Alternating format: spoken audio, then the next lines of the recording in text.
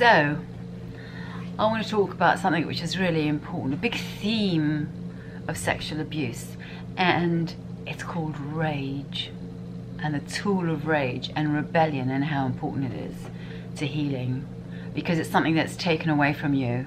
That's part of taking away your power, is you can't rebel because you're too little and you're too scared and you're too terrified and you're basically powerless. So I want to actually talk about this fantastic story before I start talking about rage and how it's so important. And it's this story by this Argentinian shrink, and it's beautiful. So there's a mother and a child are at the circus, and the child astutely says, there's that huge elephant over there and it has no chains on it. Why doesn't it just run off? And the mother responds, it doesn't run off because when it was little, it was told that it had no power. So once that chain was put on it when it was a little animal, a little elephant, it believes that it can't run away. And now it's this huge thundering thing which could easily just bugger off and it won't move. It'll just do what it's told. So I think it's the same thing when it comes to anything that happens in a childhood abuse of any sort, actually, not only sexual abuse. It's physical abuse, abandonment, denial, rejection, anything that has to do with the refusal of a child's life and true life force. I think you have to find the emotions that you put away. And of course it's inevitable. If you're really little and you're powerless and you're terrified, you're going to do as you're told. You have to be a good girl. You have to be a good boy. You know, you cannot challenge them. Therein lies the rub. The challenging of them.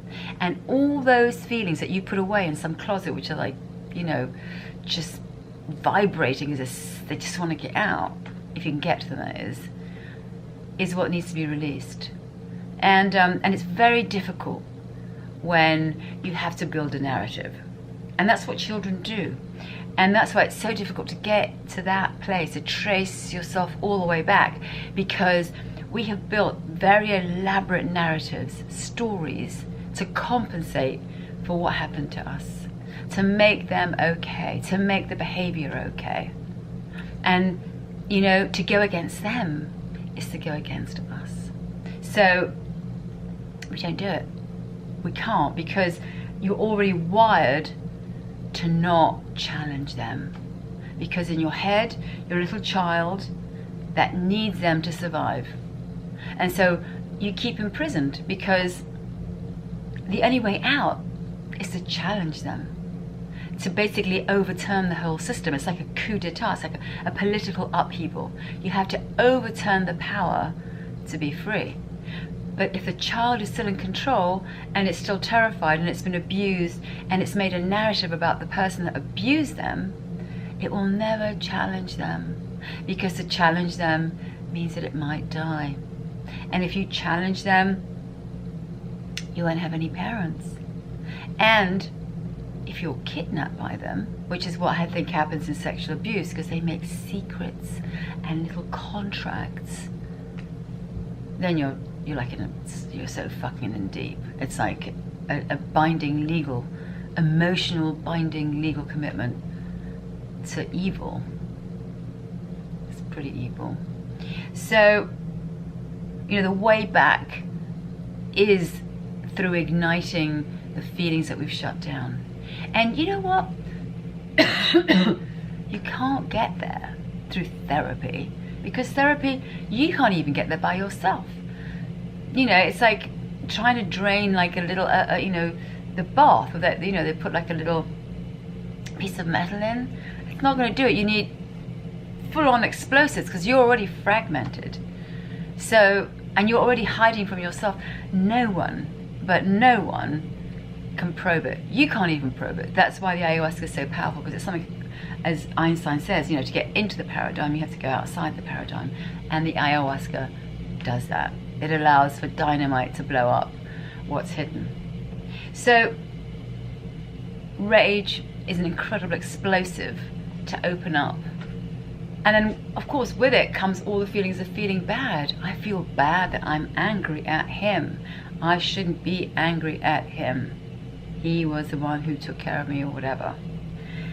So it's interesting because there is a moment when abuse happens, that a shutdown happens. There's an actual moment that you go, I give up. And, you know, like you disappear. I went to the bottom of the ocean. I was in the back of a cave, like just trembling. The real you just says, fuck this, I'm out of here. I can't deal with this. I'm too little.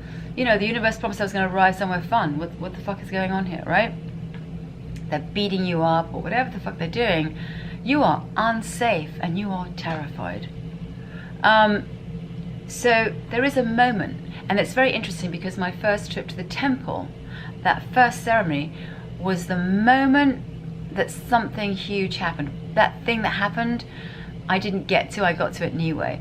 But that first ceremony, I was like a little 3-4-year-old crying, Mama, Mama. It was an incredible relief because like somewhere in the middle of the whole universe, the great Aya actually targeted the moment that that thing happened.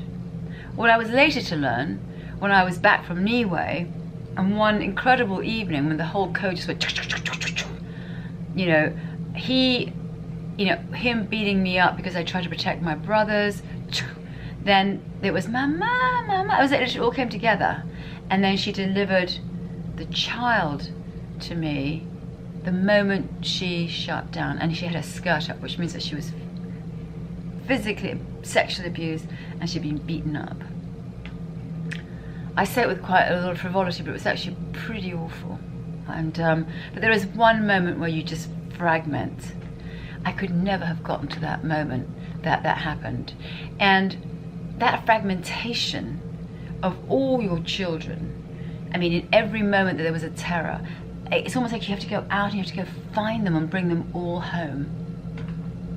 And you can only bring them all home when you face the emotion that you couldn't express in that moment. And it's mostly rage and anger. And if you don't, what happens is that, yes, you fragment and you become all these kind of offshoots of kind of facades to maintain some semblance of reality if you don't go completely schizo. But you know, you have all these kind of compensatory people around. And that's just it's an armor. You're not actually authentically living. You know, you've already buggered off. Your child's in control, and she's in control because she's terrified of the predator. So she's limited and small, but she's got tons of energy, right? That whole armor has to be completely blown up, because otherwise it becomes a tomb. It becomes your living tomb, because you never grow. You never get out. You're just like a dog chasing its tail. You're just doing this. You're in the same relationships. They're not working out. You're in the same work. You're having the same. It's just, and it's always the same. There's never any growth. So it has to be. You have to go down those dark tunnels to find those children that are hiding in all those, you know, caves, in all those little recesses, who just disappeared because they couldn't deal with an emotional backlash. So rage, rebellion, and they're difficult feelings. It's difficult to rage against the person that was protecting you, supposedly.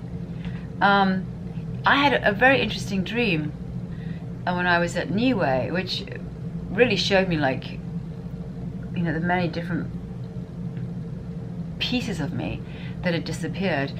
In the dream, I'm with my ex-husband, and I'm with him, and I'm playing this role of seductress or whatever, that was my role, right? And then there was I could hear noises in the bathroom, and I went to the bathroom, and there were all my children, all armed up. They were always on the run. They were always terrified, and I was always looking for men to find safety. Of course, they were always the same person, my father, so there was never going to be any safety.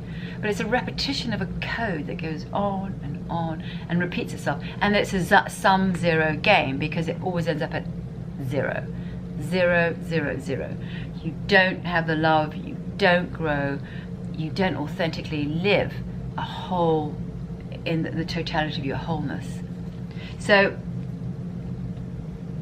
the rebellious act is to confront the darkest places, because actually they're only dark because you don't confront them. There's nothing actually terrifying about them, really. I mean, you can't die. You're already here. You survived it. You're alive. It's just the emotional entanglement that you have to kind of sever, and that's difficult because, you know, the child doesn't want to give that up. So yeah, I mean, I think the whole smorgasbord of your emotions are incredibly important to light up and to, you know, reignite, so that you can really, you know, confront the situations with those emotions, and you use them as dynamite. You know, I could rage against my father in such a huge way. I could rage against my mother in such a huge way. And that's really been my liberation. And the more I sever myself and the person I built around them, then that can die. That can completely be dismantled. But it only gets dismantled by severing, by facing the emotions that are entangled with them. It's also very difficult because there's 4 of us in my family. So another problem too is that as you face, as you sever, as you begin to recognize that there's this whole person that really was made out of trauma, and that it's riddled with trauma, and you just want to deflate it. You're no longer interested in playing that particular role because you don't want to live in a vault anymore. You actually want to go live your life, even if it's a brand new life. Is a relationship with them, because the fact is that the narrative, everybody's been built from the same narrative. So you're going in, and it's already a huge effort that you're going in, and you're making all this effort to really kind of decipher this code. And it's painful. It's painful when you're going through it, because it's a sort of a mini death, right? It's painful facing the truths of, like, you know, abuse, sexual abuse, and the fact that we're a family, and it's just a fucking mess. It's a fucking sewage pit.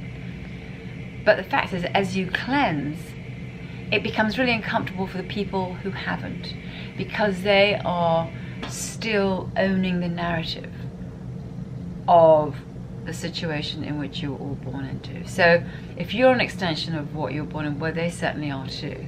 And they're living at their own compensations. And it's very difficult for them to, I always say it's like being in an emergency room. You know, there's 10 people in the emergency room, nobody can help each other. And some people don't want to leave the emergency room.